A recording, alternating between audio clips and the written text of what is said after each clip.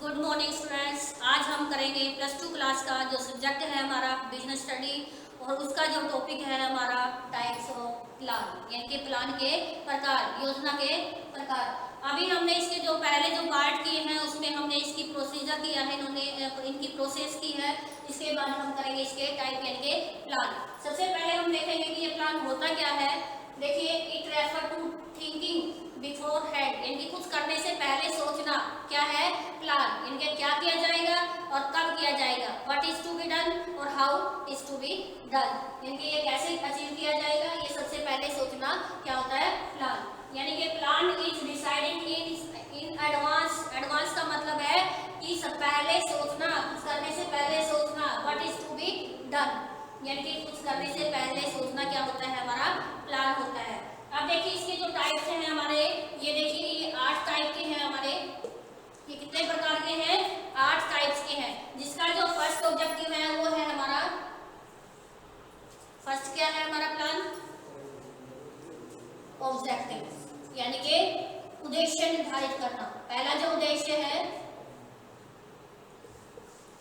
देखो उद्देश्य देखो हर कंपनी का अलग अलग होता है। प्रत्येक बिजनेस जो स्थापित होता है वो किसी न किसी उद्देश्य के लिए स्थापित किया जाता है।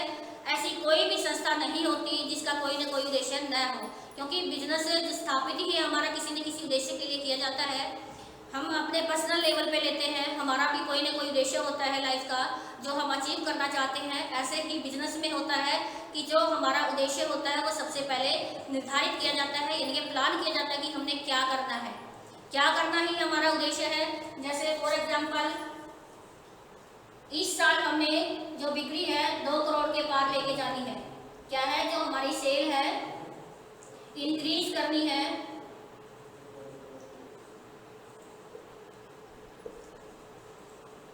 2 करोड़ के पार हमने हमारी बिक्री लेकर जानी है, तो ये क्या है हमारा उद्देश्य है। अब उद्देश्य कैसे होने चाहिए? उद्देश्य हमारे सरल होने चाहिए, इजी होने चाहिए, वो हमारे अचीव करने योग्य भी होने चाहिए कि हम उसको इजी से अचीव कर सकें, उसको प्राप्त कर सकें। और दूसरा है कि वो मापने योग्य भी होने चाहिए।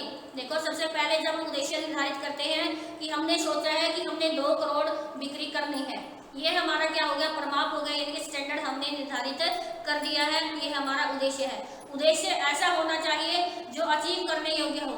ऐसा नहीं होना चाहिए कि वो पॉसिबल ही ना हो कि हम वो अचीव कर सके। ठीक है, तो प्यारे बच्चों जो पहला है हमारा ऑब्जेक्टिव है, यानी कि उद्देश्य है जिसको हमें अचीव करना है। दूसरा जो टाइप है हमारा स्ट्रेटेजी, यानी कि जो हमारी मोर्चाबंदी जिसको बोलते हैं। क्या है दूसरा पॉइंट? मोर्चाबंदी। मोर्चाबंदी होती है जो बिजनेस में हम हमारे कंपटीटर की चाल को ध्यान में रखते हुए बनाते हैं। मार्केट में अगर हमें रहना है तो कंपटीटर की तरफ हमें देखना ही होता है, हमारे प्रतियोगी की चाल को हमें ध्यान में रखना ही होगा।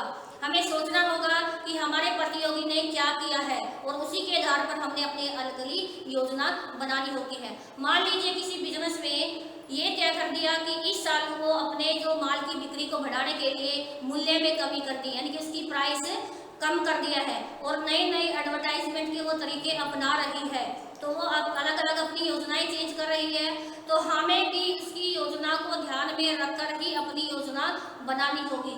मोर्चाबंदी वही होती है, स्ट्रेटेजी यही होती है कि हम अपने कंपटीटर की योजना को ध्यान में रखकर ही अपनी योजना बनाएं। अब देखो जो मोर्चाबंदी है वो हमारी 2 टाइप की होती है, एक तो आंतरिक और एक बाहरी। एक तो होती है हमारी इंटरनल और दूसरी होती है हमारी एक्सटर्नल। अब देखिए इंटरनल और एक्सटर्नल में क्या फर्क होता है।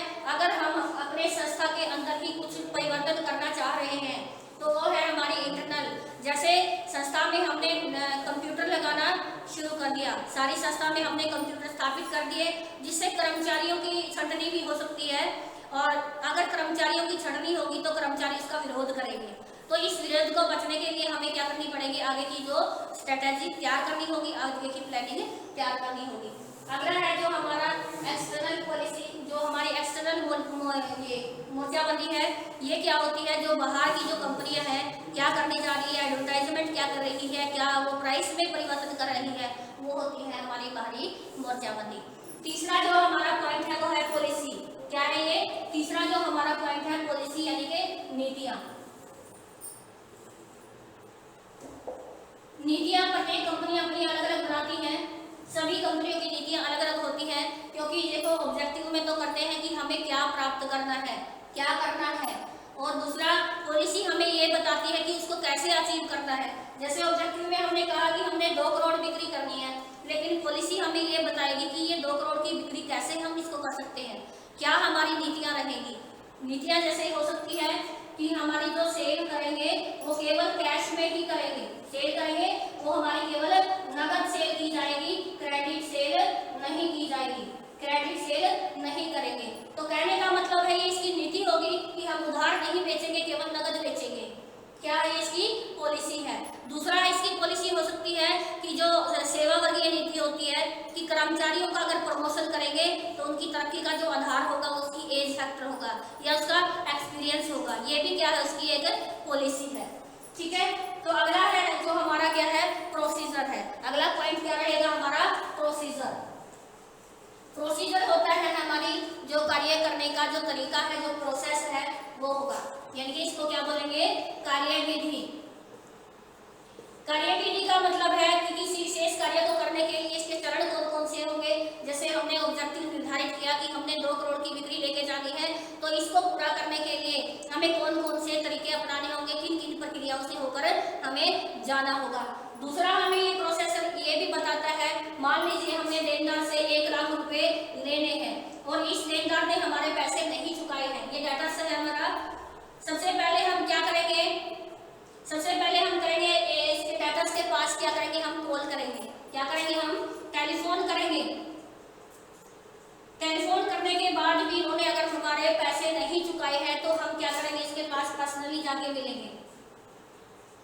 पर्सनली से भी अगर उन्होंने हमारे पैसे नहीं चुकाए तो हम क्या करेंगे, इसकी वैधानिक कार्यवाही करेंगे, यानी कि उसके ऊपर क्या करेंगे, लीगल कानूनी कार्यवाही इसके ऊपर करेंगे। तो ये क्या रहा है हमारा पैसे निकलवाने का एक प्रोसीजर है, तो ये इसकी एक कार्यविधि है। उसके बाद का क्या है हमारा जो अगला पॉइंट है, ये है हमारा मेथड। मेथड का मतलब है इसकी विधियां। मेथड तो देखो उद्देश्य को प्राप्त करने के लिए अनेकों सारी क्रियाएं की जाती हैं, लेकिन इस मेथड में क्या होता है कि अनेकों क्रिया न होकर बल्कि किसी एक विशेष क्रिया को इसमें आधार बनाया जाता है, किसी एक विशेष क्रिया को इसमें पूरा किया जाता है। एक विशेष क्रिया की तरफ अगर ध्यान देते हैं तो हमें जो प्रोसेस हमने किया है कि इसको कैसे हमने प्राप्त करना है, तो सारे जो मेथड्स हैं हमारे पास अनेकों अलग अलग होते हैं। अनेक मेथड में से एक अच्छा मेथड हमने चुनाव करना होता है कि हमें इनमें से कौन सी प्रक्रिया अपनाना ज़्यादा बेहतर रहेगा। क्योंकि देखो इसका जो प्रोसेस था ये 2 टाइप का भी हो सकता है, एक तो नरम पॉलिसी भी हो सकती है हमारी, एक सख्त पॉलिसी भी हो सकती है। नरम का मतलब है उसको पैसा देने के लिए आगे का समय दिया जाए, और सख्त का मतलब है उसके लिए कानूनी कार्यवाही की जाए। ऐसे ही इसमें मेथड में होता है कि अनेकों इसके मेथड होते हैं, लेकिन इन मेथड में से एक सर्वश्रेष्ठ मेथड का क्या करना होता है, हमें सेलेक्ट करना होता है, इसका चुनाव करना होता है। आगे का होता है, आगे है जो हमारा पॉइंट है रूल्स, यानी कि नियम। देखो नियम हर जगह होता है, चाहे वो बिजनेस है, चाहे वो स्कूल है, चाहे कोई अदर संस्था है, नियम हर जगह होता है। नियम का मतलब है इसके अंतर्गत रहते हुए हमें कार्य करना होता है। इसके लिए पॉलिसी पहले से निर्धारित कर दी गई है, इसके लिए रूल अलग से पहले से ही बना दिए गए हैं। देखिए इसका रूल का एक एग्जाम्पल है, कारखाने में धूम्रपान क्या है, वर्जित है। कारखाने में धूम्रपान वर्जित है, ये क्या है, एक रूल है। अगर इस रूल की अवहेलना की तो दंड का पालन भी किया जाएगा, यानी कि दंड भी इसको दिया जा सकता है। ठीक है, तो ये था हमारा नियम। अगला है हमारा बजट। बजट क्या होता है, भावी जो कार्यक्रम हमने करने हैं उनकी जो गणनात्मक विवेचना इसके अंतर्गत की जाती है, क्योंकि भविष्य में क्या किया जाना है, कैसे किया जाना है, कब किया जाना है। क्योंकि हमें भविष्य में जब काम करते हैं तो अनेकों सामग्री की हमें आवश्यकता होती है। सामग्री जैसे हमें कैश की आवश्यकता होती है, मटेरियल की आवश्यकता होती है, गुड्स की आवश्यकता होती है, फर्नीचर की आवश्यकता होती है, या अदर कोई भी जो थिंग्स हैं हमें उनकी आवश्यकता होती है। क्योंकि बिजनेस को शुरू करने के लिए मैन, मनी, मशीन, मटेरियल, इस प्रकार की जो भौतिक साधन है इनकी आवश्यकता पड़ती है। लेकिन ये भौतिक साधन कितनी मात्रा में मिलेंगे और कहाँ कहाँ से मिलेंगे, इसके लिए क्या एक बजट बनाया जाता है, यानी कि इनकी जो भावी कार्य जो शैली है वो तैयार की जाती है। जो बजट बनाया जाता है वो हमें ये बताता है कि कितना कितना जो मटेरियल है, कितने कितने जो भौतिक साधन है वो हमें अवेलेबल हो सकते हैं, ताकि हम प्लान उसी के अकॉर्डिंग बनाएं। तो बजट हमें बताता है कि क्या हमने प्राप्त करना है, उसके बाद हमें कितना कितनी मात्रा में हमारे भौतिक साधन वो मिलेंगे। बजट है हमारी भविष्य की गणनात्मक विवेचना। उसके बाद है प्रोग्राम्स। प्रोग्राम्स होता है एक उपभोग जो योजना होती है वो होती है। प्रोग्राम का मतलब है कि हमने जो ये बताए हैं, जो हमारे प्लान के जो टाइप्स बताए हैं, इनके सारा जो कुछ अध्ययन करने के बाद हमें क्या बनाने पड़ते हैं, अनेकों प्रोग्राम बनाए जाते हैं। प्रोग्राम एक एक क्रिया के लिए अलग अलग से बनाए जाते हैं, ठीक है। जैसे सेल प्रमोशन के लिए एक प्रोग्राम बनाया जाता है, और उसके बाद जो एडवर्टाइजमेंट की प्रमोशन के लिए एडवर्टाइजमेंट कितना करना है उसके लिए अलग से प्रोग्राम बनाया जाता है। तो अनेकों इस टाइप के प्रोग्राम्स में बनाए जाते हैं। तो प्यारे बच्चों, एक बार हम फिर से इसकी एक बार बताते हैं कि हमने जो टाइप्स बताए हैं क्या क्या है। फर्स्ट है ऑब्जेक्टिव निर्धारित करना कि हमारी संस्था के उद्देश्य क्या है। जैसे हमने बताया कि सेल हमने 2 करोड़ की करनी है। उसके बाद स्ट्रेटेजी यानी कि मोर्चाबंदी। मोर्चाबंदी का मतलब है जो हमारे कंपटीटर्स हैं उसकी चाल को ध्यान में रखकर, उसकी योजना को ध्यान में रखकर अपनी रणनीति बनाना। तीसरा है पॉलिसी। पॉलिसी का मतलब है नीतियां बनाना कि हमने जो उद्देश्य बनाए हैं उसको कैसे अचीव किया जाएगा। यानी कि जैसे इन्होंने कहा कि सेल को केवल नकदी में किया जाएगा, उधार नहीं किया जाएगा। प्रोसीजर हमने बताया कि डेटर से हमने किस प्रकार से रुपया वसूल करना है, क्या क्या उनके तरीके होंगे। जैसे पहले फोन करेंगे, फिर उसके पास पर्सनली जाके मिलेंगे, फिर उसके पास क्या करेंगे, मनहानि कार्यवाही करेंगे। ये क्या हमारे देनदार से रुपया वसूल करने का एक प्रोसीजर। उसके बाद जो मेथड है, मेथड हमने बताया कि हमारे सामने बहुत सारे कार्य करने के मेथड होते हैं, अनेकों विधियाँ होती हैं, लेकिन हमने सबसे बेस्ट विधि का इसमें चुनाव करना होता है। रूल्स हमने बताए थे कि प्रत्येक कंपनी के या संस्था के या कोई भी गैर व्यावसायिक संस्था है उसमें भी अनेकों रूल होते हैं, उस रूल का पालन करना होता है, क्योंकि उसी के अंतर्गत रहते हुए हमें कार्य करना होता है। रूल का मतलब है कि नियमों में बनकर हमें कार्य शैली अपनी को बढ़ाना होता है। जैसे इसमें हमने एग्जाम्पल बताया कि कारखाने में धूम्रपान करना क्या है, वर्जित है। अगर इसकी अवहेलना हमने की तो दंड का पालन भी किया जाएगा, यानी कि उसको दंड भी दिया जा सकता है। अगला है बजट। बजट कहता है कि भविष्य की कार्यवाही जो हमने करनी है उसकी गणनात्मक विवेचना कि हमने जो मटेरियल या भौतिक साधनों की आवश्यकता है उसको किस प्रकार और कितनी कितनी मात्रा में प्राप्त किया जा सकता है।